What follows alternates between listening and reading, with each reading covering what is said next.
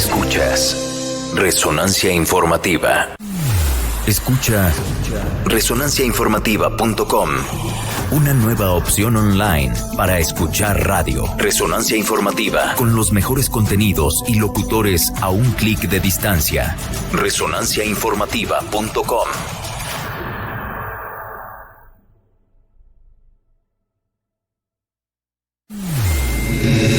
Estás escuchando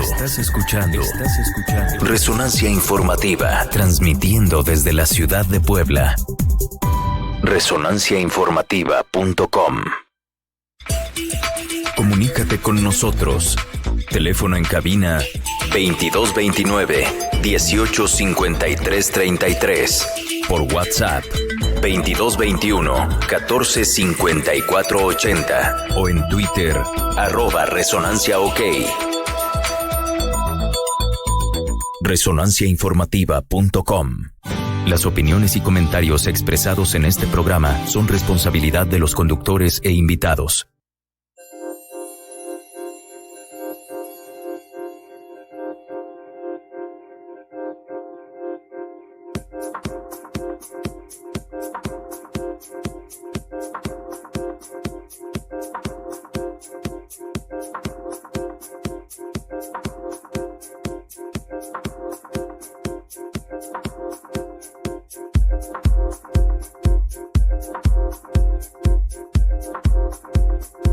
Muy buenos días a todos nuestros amigos de Resonancia Informativa. Ya estamos en cabina, muy contentos, con una mañana un poco fría, un poco airosita, ¿no? Así quizá, bueno, saquen una chamarra, aunque después se la tengan que quitar, porque ya saben que este clima, obviamente no tenemos ninguna constante en él. Esta mañana tenemos en cabina a Susana Romero de Martino. Mi queridísima amiga Susana, ya saben, siempre lo he dicho, este programa es de puro cuate. Así que bueno, entre cuates y cuatas, ¿no? La verdad es que hemos hecho un gran papel.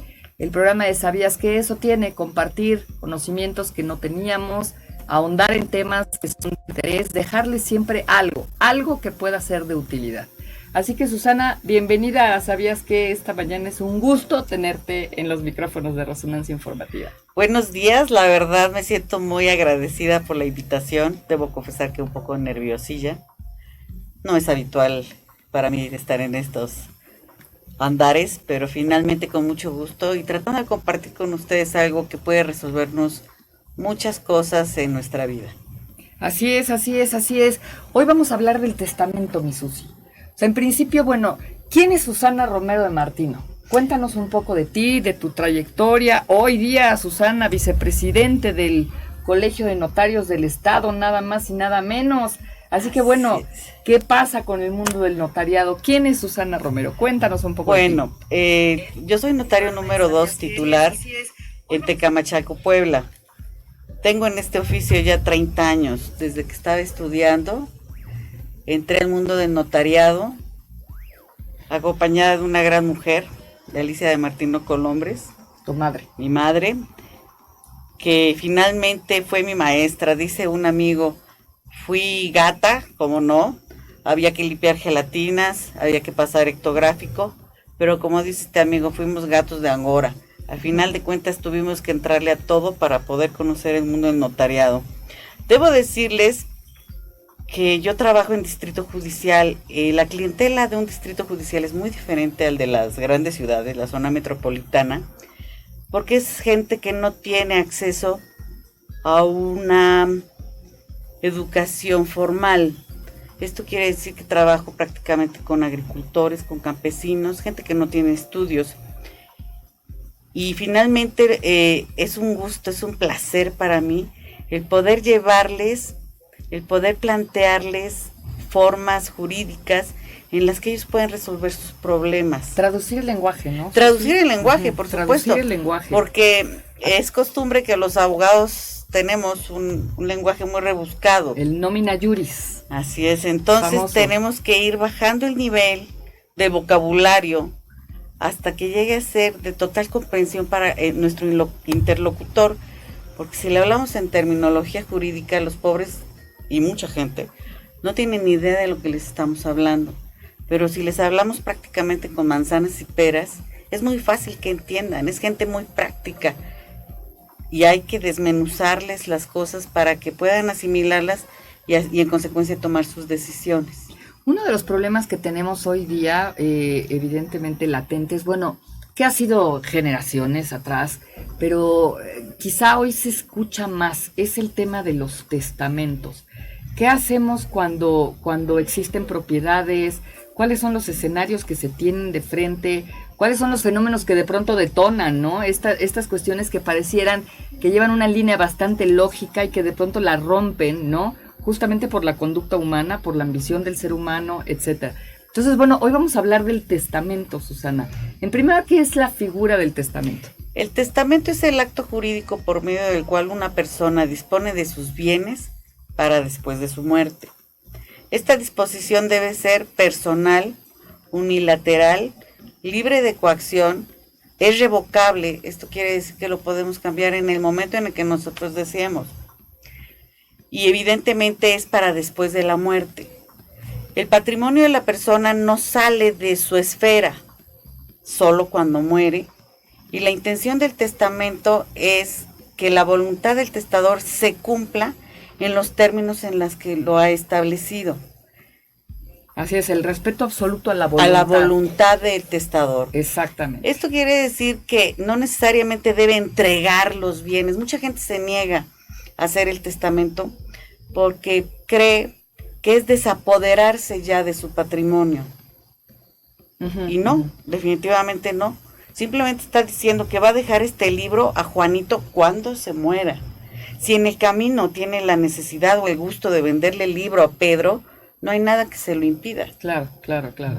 Es una disposición post-mortem. Así es, post-mortem. Exactamente, pero no quiere decir que porque se haya realizado un testamento tendrás que hacer entrega de tus bienes en vida. Eso es algo que la gente de pronto confunde, Así ¿no? es. Y es la negativa para poder realizar este acto jurídico. Así es. También mucha gente dice, no voy a hacer mi testamento porque se van a enojar, porque si le dejo la casa a Agustín, Felipe ya no va a ir a visitarme y va a haber problemas. Insisto, no se está desapoderando de su patrimonio, está diciendo cómo quiere que sea después de su muerte. ¿Qué será lo más sano en tu experiencia, Susana? Porque me parece, antes de hacer esta pregunta y este planteamiento, me gustaría hacerte otra. ¿Cuál es el momento idóneo para otorgar un testamento? Yo creo que el momento idóneo es cualquiera.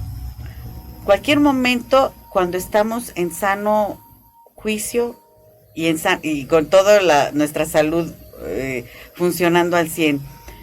¿Por qué? Porque cuando ya están viejitos, se ven influenciados por los hijos, los ahijados, los hermanos. Cualquiera puede influenciar la voluntad de una persona que ya está en la tercera edad. Y además la gente que está en tercera edad es muy cambiante, como que pierde voluntad. Así es. Y se vuelve muy influenciable. El momento para hacer el testamento es cualquiera. De preferencia, antes, no esperar a que estemos enfermos, no esperar a que estemos ancianos, sino que una persona de 40 años, de 20 años, sería ideal que hiciera su testamento, porque al final de cuentas, insisto, el testamento es la disposición que yo hago de cómo quiero que se disponga de mis bienes al final de mi vida, post-mortem, una vez que muera. También es el hecho de que hay que tomar en cuenta qué forma el patrimonio de las personas. En alguna ocasión llegó una señora y me dijo, tengo 8 ranchos. Y dije, qué bueno, señora, felicidades. Tengo 8 hijos. Y yo pensé le iba a dejar un rancho a cada hijo. Me sorprendió su respuesta.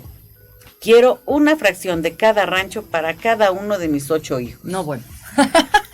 Sí me sorprendió. Dije, oiga, señora, va a poner a todos los grillos en una misma olla.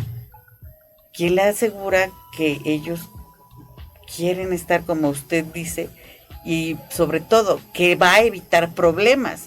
El testamento lo que va a hacer es evitar problemas, evitar confrontaciones entre los herederos para ver quién se queda con lo mejor. El testamento dice, el libro le toca a Juan, el otro libro le toca a Pedro y esa es mi voluntad. ninguno va a poder reclamar por qué me tocó el libro o por qué al otro le tocó el otro libro. Porque además lo mejor en este caso, ¿no?, es netamente subjetivo. El valor que se tiene sobre las cosas puede ser un valor material o puede ser un valor emocional, estimativo. O un valor estimativo, será la palabra, ¿no? Entonces, bueno, me parece que también hay gran subjetividad ahí, ¿no? ¿Qué sería lo más cordial en ese caso? ¿Cómo se resolvió el caso? Ocho propiedades, 8 hijos, Pues creo cada que no uno le gustó mi copropiedad. pregunta a la complicación. señora. No le gustó mi pregunta a la señora, yo creo, porque no regresó. No regresó, le pedí que lo pensara, que pensara en las personalidades de sus hijos para que pudiera determinar si es que iba a dejar más problemas de los que pretendía resolver. Muchos padres creen, no, al revés. Los hijos creemos que los padres tienen la obligación de dejarnos algo de su patrimonio.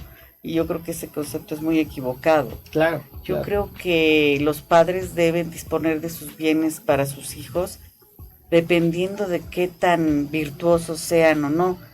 Porque está el hijo pródigo, ya sabemos que siempre hay un hijo pródigo, el que nunca los vio, el que nunca los atendió, pero cree que merece todos los bienes. O pues también ya sabemos que todos tenemos una Sarita en la familia, ¿no? Ahora que está de moda Sarita. Con el tema de José José, claro. José, sí. que prácticamente lo secuestró, por lo que sabemos, y que al final de cuentas tomó decisiones sin incluir a los demás hermanos. Sí, efectivamente, en toda familia aparece una Sarita, esta ambición, ¿no?, desmedida quizá por corretear, por apropiarse, ¿no?, de un patrimonio que definitivamente es justo, o sea, podemos hablar de tema justicia, que le corresponda, pues evidentemente a los hijos o a los familiares más cercanos, ¿no?, a los familiares directos. Otra cosa, en el testamento no necesariamente debes nombrar herederos o legatarios a tus hijos. Claro. Tú puedes nombrar heredero a la persona que te cuidó 20 años de tu vida. A quien se te ocurra, a quien se te ocurra. Claro. No necesariamente tiene que ser a tus hijos. Cosa contraria, en la sucesión intestamentaria tenemos dos cosas. Se hace el testamento, pero no en automático pasan los bienes a los herederos nombrados en el testamento. Deben seguir un procedimiento que se llama juicio sucesorio testamentario, a efecto de hacer cumplir la voluntad del testador en ese testamento, para posteriormente, y previo el trámite jurídico, adjudicarse los bienes. Del otro lado tenemos lo que es la sucesión, el juicio sucesorio intestamentario. En este juicio intestamentario la ley establece que deben comparecer en primer lugar los hijos, el cónyuge supérstite, y si no hubiera, todos aquellos que consideren que tienen derecho. En el intestamentario estamos hablando que no se realizó, que no hubo un testamento.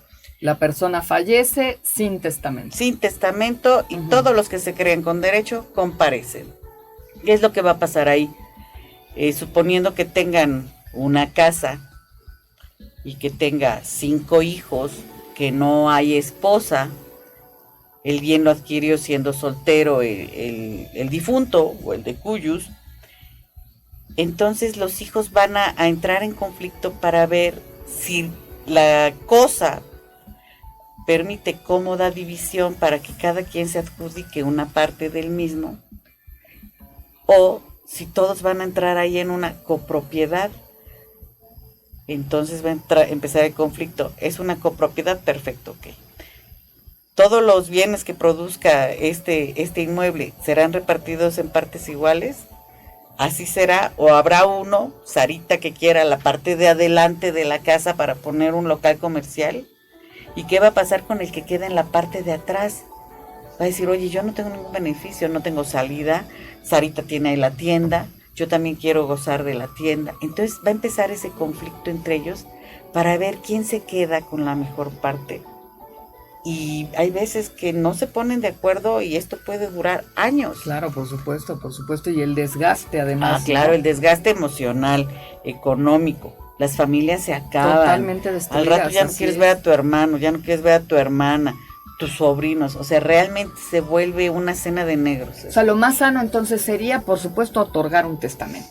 Eso es lo más sano. Efectivamente. En el momento en el que quizá la persona no necesita llegar a la tercera edad, quizá podría ser en el momento en el que comienzas, que ya tienes un patrimonio, Así que es. dispones de un patrimonio del tamaño que sea, del monto que sea, no importa. Así En es. el momento en el que tú tengas un patrimonio, en ese momento sería como lo ideal de poder Hacer otorgar un testamento. Si Exacto. ese patrimonio se incrementa a lo largo de los años, ¿no? Pensando en un ejemplo, una persona de 45 años otorga un testamento y de los 45 a los 65 lo incrementa, puede acudir, por supuesto, a... Puede otorgar un nuevo testamento que revoca el anterior e incluir la forma en la que quiere que sean repartidos los bienes que quedaron fuera del primer testamento. Por ejemplo, si yo tengo 2 casas Ujú. a mis 40 años y a mis 60 años tengo 4 casas, realizaré un nuevo testamento diciendo cómo se van a repartir esas 4 casas que forman mi patrimonio. Es usual también que se celebre el testamento, se otorga el testamento de la casa A y la casa B. Y se dice, de todos aquellos bienes, muebles, inmuebles que pueda adquirir en lo futuro, sea por donación, por azares de la fortuna, etcétera, cualquier medio, serán adjudicados en copropiedad. Estoy dejando de especificar si la casa C o la casa D a Juan o a Pedro, pero lo que siga que sea adquirido va a entrar en partes iguales a mis herederos. Exactamente, esa es una solución evidentemente favorable, ¿no? Que puede evitar muchos problemas. Así es. Queda claro que el testamento eso busca, ¿no? Como finalidad, evitar problemas a futuro. Ahora, la pregunta es esta. ¿Qué tan sano, qué tan viable, qué tanto recomendarías tú en tu experiencia como notaria, ¿no? En tantos años, ¿qué tan viable es que el testador informe a sus herederos de la existencia de ese testamento y la forma en que fue otorgado? ¿Qué no sería mejor otorgar un testamento, mantenerlo prácticamente en secreto de estado, calladito, y esperar al momento de la muerte para que se abra ese testamento y los herederos en ese momento se enteren qué es lo que tiene cada uno? Yo creo que es lo más lógico, porque evidentemente si tú, también lo he visto, si tú le informas a tus herederos que ya otorgaste un testamento y que la casa A es para Juan y la casa B es para Pedro, pues a lo mejor la casa B tiene un valor económico mucho más alto que la de la otra. Entonces al que le tocó la que no tiene tanto valor, va a empezar a grillarle al otro, porque la repartición no fue justa a su criterio. Claro. Yo sugiero que una vez otorgado el testamento, lo conserven en secrecía, definitivamente, para evitar problemas en vida, de que empiece a haber pugnas entre los hijos o los herederos, porque consideren que no hubo justicia en la adjudicación, en la asignación de los bienes. Claro, porque al final de eso se trata, ¿no? Insisto mucho en esta parte, hay que evitar problemas, hay que tratar de mantener, ¿no? Unida a la familia, el tejido social, etcétera. Y me parece que el problema de los testamentos tiene mucho más fuerza, es mucho más efervescente, incluso antes de la muerte del testador, que después de haber fallecido, ¿no? Cuando tienes este instrumento ya tan claro, tan específico, pues bueno, no hay otra salida más que sujetarse a la voluntad del testador.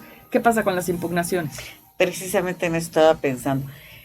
Desafortunadamente, cuando alguien es de mala entraña, por no decirlo más, hay muchas Saritas, eso me encantó. O sea, Saritas hay en todas las familias. Hay quien, aún estando apegado a derecho el otorgamiento de ese testamento, promueven cualquier juicio a efecto de revocar, de anular ese testamento y poder modificar la voluntad del testador.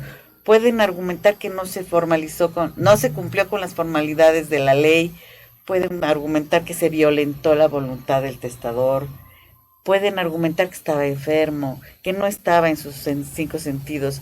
O sea, quien quiere hacerla cansada, la va a hacer cansada, tenga o no la razón. Que prospere es otra cosa. Por eso es que hay que observar todos y cada uno de los requisitos que establece la ley para el otorgamiento de ¿Ante quién se otorga un testamento, Susana? El testamento se otorga ante notario público. Hay nada más, clases, nada menos, o sea, no hay hay más. otras clases de testamentos. Por ejemplo, está el marítimo. Bueno, han caído en desuso. Puede otorgarse para todos los paisanos que andan del otro lado de la frontera. Ellos pueden otorgar su testamento en la embajada o en el consulado mexicano. ¿Por qué? Porque la ley autoriza al cónsul o al embajador en funciones de notario público desarrollar las actividades que nosotros tenemos aquí en México. Entonces, si hay alguien que esté en Estados Unidos, puede ir al consulado, a la embajada y otorgar su testamento ante el cónsul o el embajador. El testamento público abierto se otorga ante notario. En el 2015 hubo reformas. Antes decía que ante notario público y 3 testigos. En el 2015 hubo reformas y dice que puede otorgarse ante el notario público y 2 testigos si así lo considerara el testador o el notario. Sí, y debe cumplir una serie de requisitos. Es un acto ininterrumpido. Solo interviene el testador y sus testigos en su caso. No puede haber nadie más en el momento del otorgamiento. La persona debe estar consciente, plena en sus facultades mentales, que eso es lo que muchas veces la gente ataca en las impugnaciones de los testamentos. Hace rato comentabas que el testador debería informarle a sus herederos que otorga un testamento. Debo decirles que una vez que se inicia un procedimiento de sucesión testamentaria o intestamentaria, ya sea el notario o el juez, en el caso que ocupe, debe girar un oficio al Archivo General de Notarías. Desde hace unos años tenemos lo que se llama el Registro Nacional de Testamentos. Entonces, cada vez que se otorga un testamento, el notario debe mandar un oficio para que sea subido a la base de datos nacional que Susana Romero de Martino otorgó un testamento público abierto ante la fe de X y queda registrado. Entonces, cada vez que se abre un procedimiento sucesorio ante quien se abre, se tramita, debe mandar un oficio mediante el cual está solicitando la información de que si existe o no alguna disposición testamentaria. Porque ¿qué testamento es el que va a prevalecer? El último. Porque el último revoca al anterior. Entonces van a averiguar en todo el país si anduve por Monterrey, si otorgué testamento, o si me fui a Mérida y otorgué testamento, para saber cuál es el que tiene validez. Exactamente, entonces el último que se otorga revoca los anteriores. Revoca todos los anteriores. Así es. Eso está claro. Entonces, para poder otorgar un testamento únicamente ante notario público. Ante notario es decir, público. Estas historias de que puedo en una servilleta hay un caso manifestar extremo. mi voluntad, ¿no? Porque por alguna razón no hay un acudí caso extremo. Ajá. El caso extremo de que la persona se encuentre en peligro de muerte, podrá otorgar un testamento ante 5 testigos.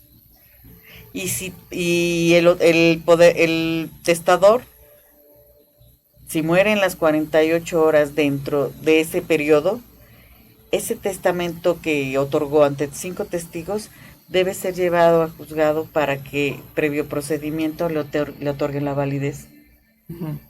Es un caso excepcional también. Es un caso excepcional, pero quitando esa excepción, ¿no? Únicamente nos podemos quedar con esa situación en que el testamento se otorga ante notario público. No hay más. Así es. ¿No? Y personal, nada de que ahí te mando a mi sobrino o te mando un apoderado. No, nada. Es personal. Oye, regresando al tema de evitar conflictos, ¿no? Regresando al tema de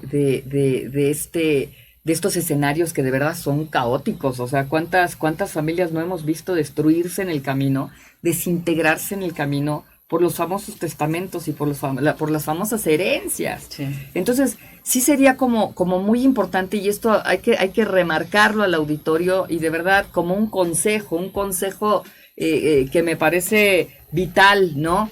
Calladitos nos vemos más bonitos. Sí, hay que hacerlo. Hay que hacerlo. Primero es que hay que hacer un testamento, ¿no? Para evitar conflictos posteriores y demás.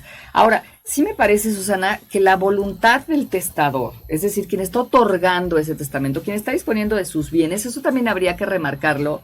No estamos obligados, quienes poseemos, ¿no?, un patrimonio, a dejarlo a los hijos. Así es. Eso no es ninguna obligación, porque también parece ser que la gente está como muy casada con esta idea. Si no te da la gana dejárselo a tus hijos, no se lo dejes. No se lo dejes. Pero creo que sí es importante. ¿Qué pasa? ¿Qué pasa cuando no hay hijos? ¿Qué pasa cuando no hay familiares? ¿Qué pasa con el patrimonio de una persona cuando no aparece alguien después del fallecimiento de este sujeto a reclamar su patrimonio? ¿Qué sucede en ese caso? La Benemérita Universidad de Puebla es heredera. Bueno, pues ya tienen ahí una salida. Podemos incrementar el patrimonio de nuestra universidad, ¿no? Nuestra alma mater. Yo también soy egresada de muchas, pero por ahí está también la UAP, ¿no? Y bueno, podríamos, por supuesto, aportar al patrimonio de la universidad. Pero incluso teniendo hijos o no teniéndolos, teniendo un cónyuge o no teniéndolo, la voluntad de entregar tu patrimonio es a quien se te dé tu real y absoluta gana. ¿Estamos así? He visto muchas veces que el testador no le avientan ni siquiera una tortilla a sus hijos. Todos viven fuera o todos están demasiado ocupados para verlo. Y la única que está es la ahijada, la muchacha, que es quien además corre con los gastos de manutención del testador, porque los otros no le pasan pero ni un peso. Pero a la hora de repartir los bienes son los primeros en llegar. Sí.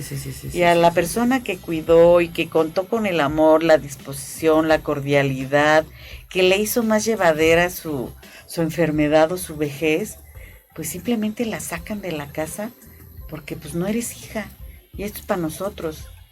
Y además yo sí creo firmemente en que los padres no están obligados a dejarnos un patrimonio a los hijos.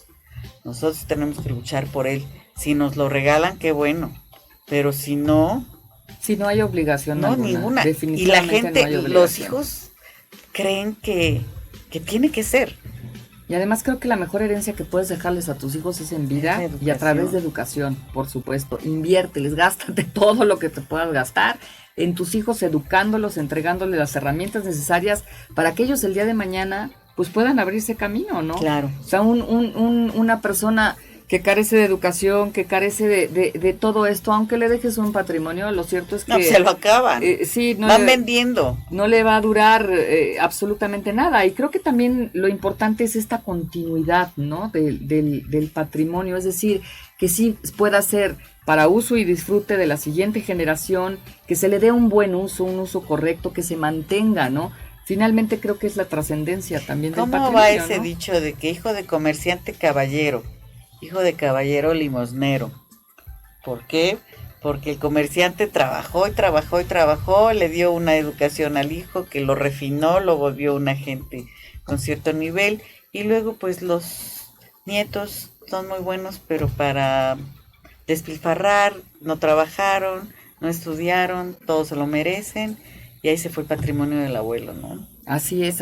Oye, vámonos a la parte práctica.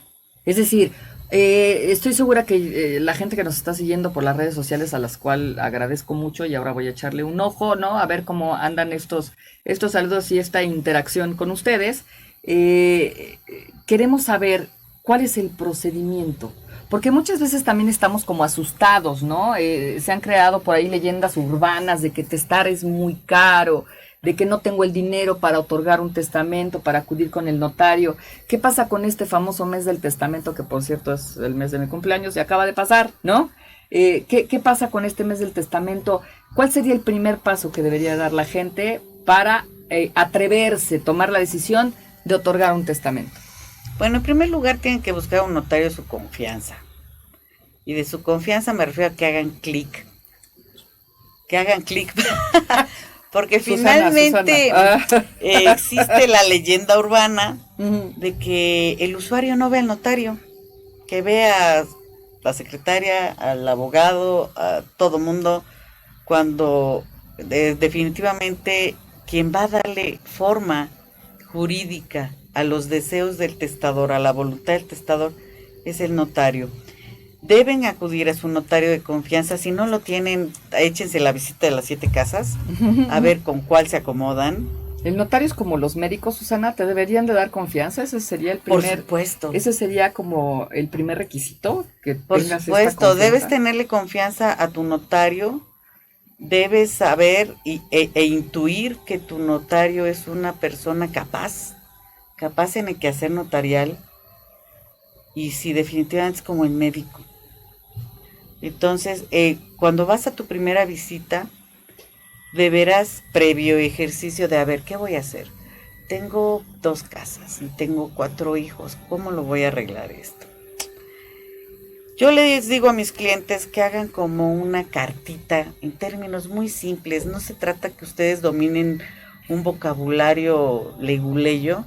Para eso está el Para notario, eso, para exacto, traducir y para darle la forma formalidad jurídica estamos los notarios. Muy bien. Con las palabras de ustedes deben hacer una reflexión en el sentido de cuántos hijos tienen, de riego y de temporal, por favor, porque todos los hijos registrados por alguien tienen derechos sucesorios, no nada más los de riego, también los de temporal.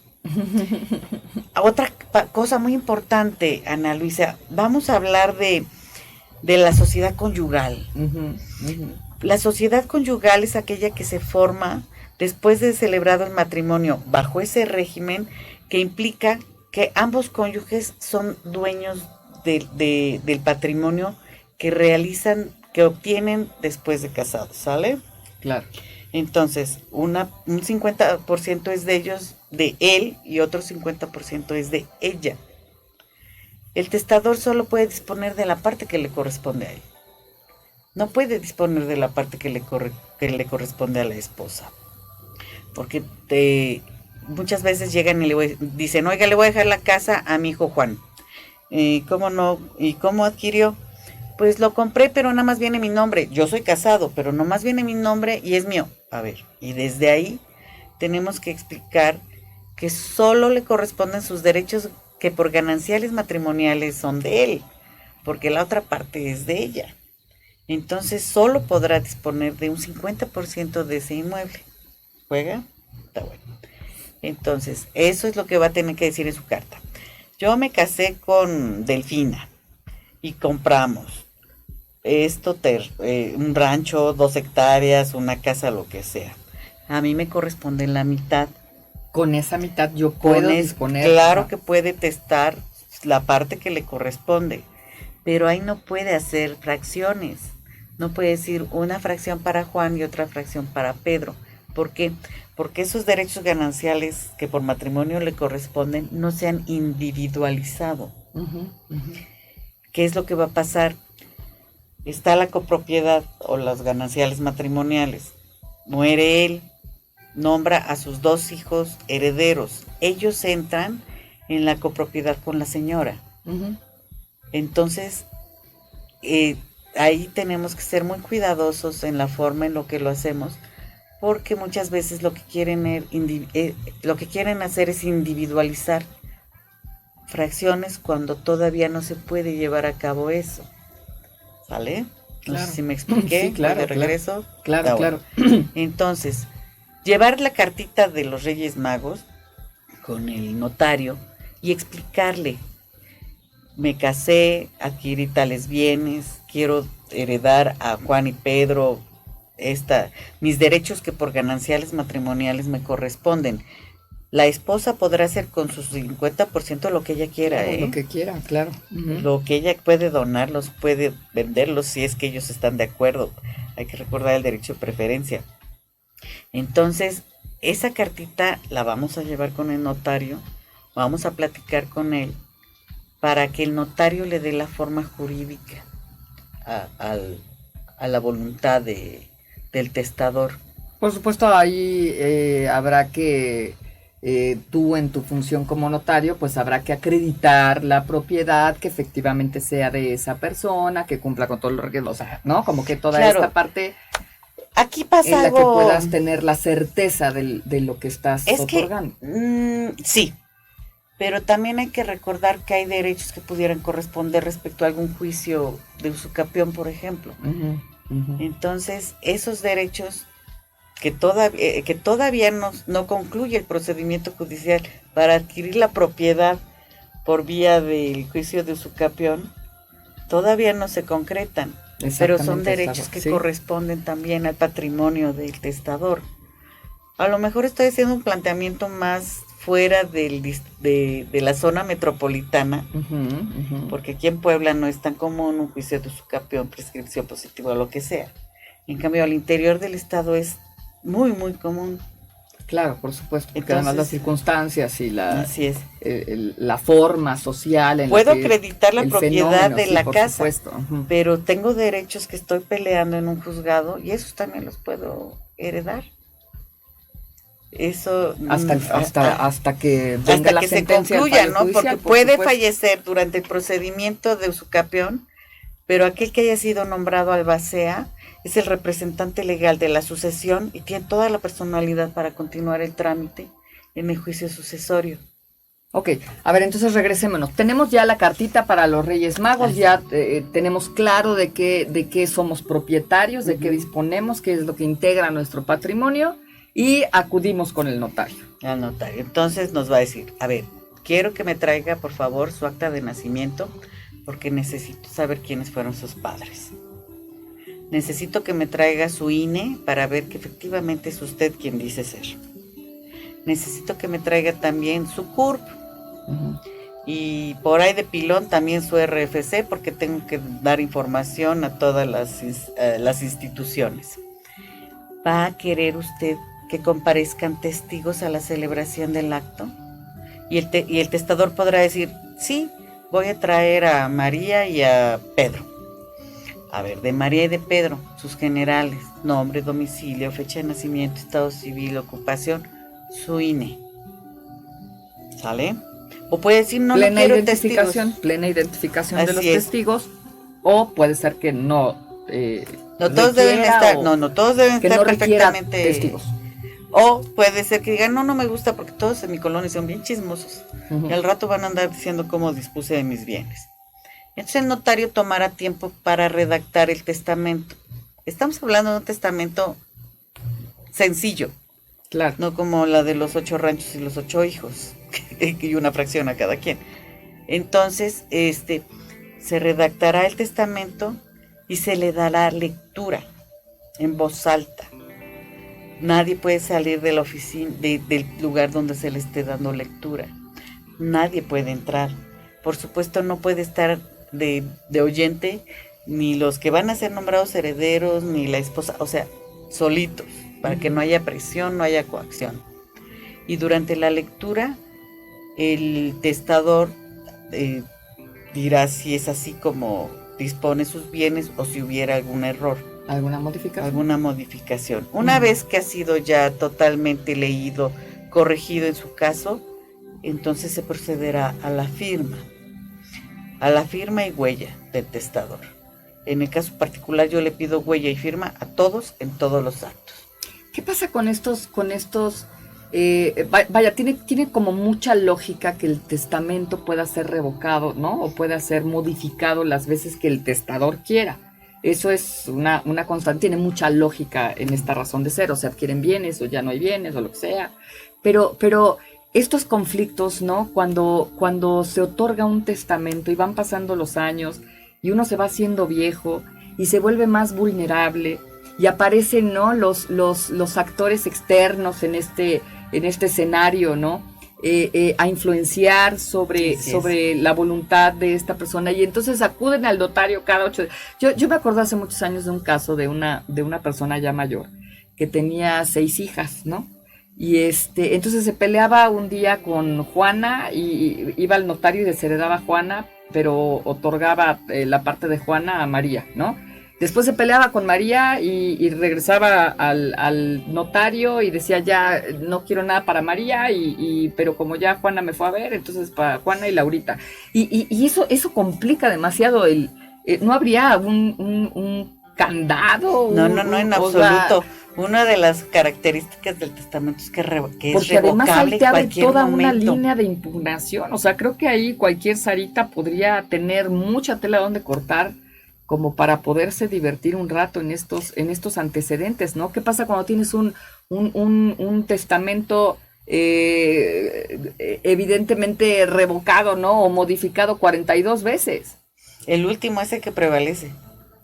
Y en un juicio de impugnación, por ejemplo, puedes alegar ahí es que tendrían que alegar que la persona se no se complica encontraba. Ya mucho más, Mira, ¿no? por eso decía que cuando alguien te la quiere hacer cansada, te la va a hacer. Te la va a hacer cansada.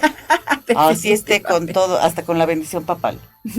Sí, entonces quien pretende impugnarlo, tendría que acreditar que no fue celebrado con las formalidades que exige la ley, que el testador ya no estaba en sus 5 sentidos, que ejercieron presión sobre él. O sea, tendría que acreditar todos claro, porque además el que afirma está obligado a probar. Así es. ¿No? El que afirma está obligado a probar. Y de que se van a entretener un ratito en los juzgados, por supuesto. Pero al final de cuentas, si el notario hizo bien su trabajo, no va a haber manera de impugnarlo. ¿Es caro otorgar un testamento? Mira, estamos en el mes del testamento. El mes del testamento es un programa a nivel nacional. Cada estado establece su costo. En el caso de Puebla, creo que con IVA quedó en 1,000 pesos o 1,200 pesos, no lo recuerdo, pero tiene ciertos candados. El inmueble que se vaya a donar no debe superar un valor de 550,000 pesos. Uh-huh. También por eso el notario, cuando los vayan a ver, les va a pedir la boleta predial. Uh-huh. En la boleta predial viene considerado una base catastral.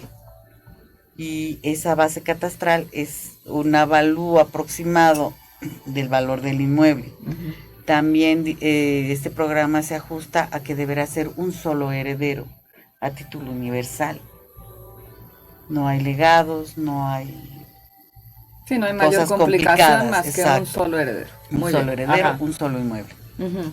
Un solo inmueble, un solo heredero. Así es. Entonces, en realidad no es tan caro, pero sí podemos entender que puede variar, ¿no? Y que evidentemente, de acuerdo al valor del patrimonio que se pretenda heredar, pues el costo... Pues yo considero que no es tanto respecto al valor del patrimonio. ¿Qué es lo que lo hace caro, los derechos? No, yo creo que más que nada es la descripción de los inmuebles en el propio instrumento, porque es diferente decir, la casa marcada con el número 4 de la avenida 2 Oriente, centro de la ciudad de Puebla, inscrita en el registro público de la propiedad bajo la pared, o sea, todo lo que, la estructura mental que debe llevar para describir todo, creo que es ahí donde realmente sale... puede variar el costo. Definitivamente no creo que sea por el valor del patrimonio, porque, bueno, a mi juicio sería un abuso. Uh-huh. A mi juicio, colegas, sorry. O sea, no, es que no podría ser. Claro. Tendría que ser por la complejidad técnica que nos ofrezca. Es decir, las horas, ¿no? Que se debe de reconocer en un trabajo, en este caso, que le vas a dedicar a ese instrumento, ¿no? Claro, es como la leyenda urbana de que apretaste un tornillo y me vas a cobrar 10,000 pesos. Bueno, no es solo apretar el tornillo, es la capacitación que tengo para poder hacerlo, ¿no? Para poder apretar ese tornillo, definitivamente. Oye, Susana, bueno, y ¿cuál ha sido la experiencia más compleja que has tenido con temas de testamento? Es decir, ¿cuál podría ser algunos consejos prácticos que pudieras otorgarle al auditorio para poder celebrar estos testamentos? Bueno, problemas por mis testamentos afortunadamente no hemos tenido uno solo. Y mis consejos serían, relájense, el notario está para escucharlos. Por eso les digo que vayan con quien ustedes tengan confianza. no se preocupen por manejar un lenguaje dominguero. En sus palabras más sencillas, determinen cómo quieren establecer su última voluntad. La obligación de responder las preguntas la tenemos nosotros. Entonces, todas las preguntas que ustedes nos hagan, nosotros tenemos que responderlas. Y si en ese momento no sabemos, seguramente lo vamos a averiguar para poder darles la mejor respuesta. Ustedes acudan al notario y denle los hechos. Ellos les darán el derecho. El derecho, efectivamente. Y analicen muy bien. No se desprendan de su patrimonio. Nadie sabe en qué condiciones vamos a llegar a nuestra vejez. Y si no es por amor, será por interés. Que nos atiendan. Díganles que le van a dejar todo al que más los quiera. Que más los atienda. Y sí, háganlo, evítenle problemas a su familia, eviten que se desintegre, eviten que se agravien. Esos son mis consejos y sinceramente acérquense al que más confianza le tengan, diría el tío Gamboín. Muy bien, Susana, pues muchísimas gracias. La verdad es que ya se nos fue la hora. Ha sido un programa extraordinario. Creo que la gente tiene mucha inquietud o tenía mucha inquietud y estamos finalmente aquí con los comentarios muy agradecidos. El auditorio está muy agradecido por este programa. Margarita Cano, te mando Margarita, qué gusto. Un gran abrazo. Y bueno, pues estamos respondiendo estas preguntas. Susana, si alguien quisiera localizarte, ¿dónde lo hace? Rapidísimo, que ya nos vamos. Rapidísimo, en el 249-42-216-31, Notaría 2 de Tecamachalco, Puebla. Estamos para servirles. Muy bien, pues ya tienen un notario aquí para resolver sus broncas. Despedimos este programa esta mañana. Yo soy Ana Luisa Oropesa. Esto fue ¿Sabías qué? Y como siempre, ya saben, les pido, sean felices.